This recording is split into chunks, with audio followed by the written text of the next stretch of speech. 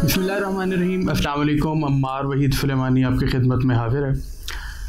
चंद रोज़ से पिछले क्लिनिक में कुछ ऐसे बच्चे आए जो कि पेट के कीड़ों की वजह से उनकी सेहत नहीं बन रही थी, और अमूमी इसकी अलामात में से एक तो ये है कि बच्चे जो हैं वो रात को सोते हुए दांत किचकिचाते हैं और बेचैन होते हैं।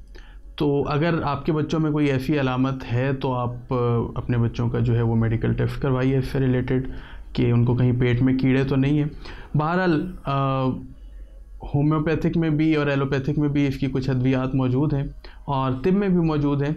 तो चूँकि आजकल सर्दियों का मौसम है और ड्राई फ्रूट्स घर में आम मौजूद हैं, तो मैंने सोचा कि क्यों ना आपके साथ एक छोटा सा नुस्खा शेयर कर लिया जाए जो कि बआसानी आप घर में बना सकते हैं, और वो पेट के कीड़ों के लिए भी और जो कद्दू दाने जिनको कहा जाता है जिन कीड़ों को, उनके लिए भी बहुत मुफीद है। दो चीज़ें तो आपके घर में मौजूद हैं, एक बादाम और एक अखरोट।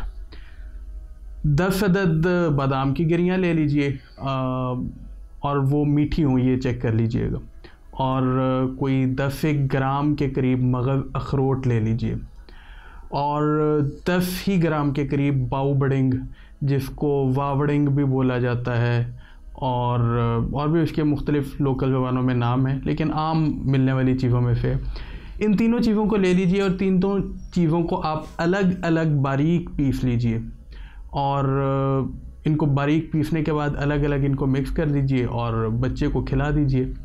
ये एक वक्त की खुराक बनेगी तकरीबन, और इसको खिलाने के साथ जो इसके अंदर आपने एहतियात बरतनी है वो ये है कि इसके साथ दूध लाजमी देना है। दूध दीजिए, और अगर मुमकिन हो तो दूध में गुड़ डाल के दीजिए, या अगर आपको देसी शक्कर मिल जाए बग़ैर केमिकल के तो वो भी आप डाल के दे सकते हैं।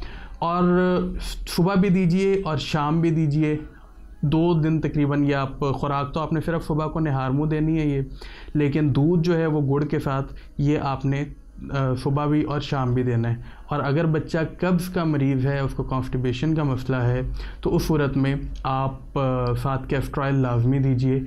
जितना बच्चे को खुल के इजाबत होगी उतना बआसानी ये कीड़े जो है वो उनका जिस्म से ख़राज हो जाएगा। अमूमन 2 से 3 दिन से ज़्यादा देने की ज़रूरत नहीं पड़ती, बच्चे का पेट साफ़ हो जाता है। हाँ, अगर उसको पहले से मोशन लगे हों तो फिर उस सूरत में ज़रा दूध और गुड़ के अंदर थोड़ी सी मिकदार में एहतियात कीजिएगा और कैस्टर ऑयल बिल्कुल मत दीजिएगा। तो अगर आपको भी कोई क्यूरीज ऐसी हों कि आप अपने कोई बच्चों के मसाइल से मुतालिक पूछना चाहते हैं तो कमेंट सेक्शन में लिख दीजिएगा। तो इंशाल्लाह जो कोई आसान सा नुस्खा मेरे इल्म में या मेरे तजर्बे में होगा मैं इंशाल्लाह ज़रूर शेयर करूँगा। मिलते हैं अगली वीडियो में। अल्लाह हाफ़िज़।